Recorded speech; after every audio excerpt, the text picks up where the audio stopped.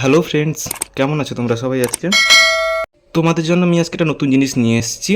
তো তোমরা গোলাপ গাছ তো জানো, তো গোলাপ গাছের ডালা থেকে কি করে চারা তৈরি করা হয় তোমাদেরকে আমি এটা দেখাবো। তো তোমরা এটা দেখতে পাচ্ছ যে এখানে আমি গোলাপ গাছের ডালাগুলোকে মাটিতে পুঁতে দিয়েছি, দিয়ে একটা পলিথিন দিয়ে ভালো করে নিচ পর্যন্ত দেখো মাটির ভেতরে ঢুকিয়ে ওটাকে কভার করে দিয়েছি, যাতে বাইরের থেকে কিছু ভিতরে না ঢুকতে পারে। এবারে এরকমভাবে রেখে দিতে হবে কয়েকদিন রেখে দেওয়ার পর দেখবে তোমরা ভেতরে এরকম একটা বাষ্প তৈরি হয়ে গেছে, দেখতে পাবে। ভালো করে তোমরা লক্ষ্য করে দেখো, তোমাদেরকে দেখাচ্ছি। এইভাবে ভিতরে বাষ্পটা তৈরি হয়ে যাবে কয়েকদিন পর। ঠিক তার কয়েকদিন পরেই তোমরা ভেতরের দিকে লক্ষ্য করো, ভালো করে দেখো ছোটো ছোটো পাতা গজিয়েছে। তোমরা ভালো করে দেখতে পাচ্ছ, আমি বুঝতে পারছি, তোমাদেরকে ভালো করে দেখানোর চেষ্টা করছি। দেখো এই দেখো ছোটো ছোটো ডালা থেকে নতুন চারা মানে পাতাগুলো অনেক বেরিয়েছে। তো এর মানে বুঝতে হবে যে এটা তৈরি হচ্ছে, প্রসেসটাও ঠিকঠাকই আছে।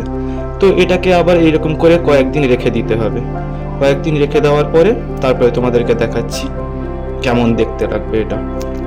তো তোমরাও এভাবে বাড়ির কোনো গোলাপ গাছ থাকলে ওই গোলাপ গাছ থেকে ডালাগুলো কাটিং করে নিয়ে ওগুলোকে ভালো করে মাটি ভিজিয়ে ওখানে একটা জায়গায় পুঁতে ঠিক এইভাবে পলিথিনটা নিয়ে চাপিয়ে দিতে হবে।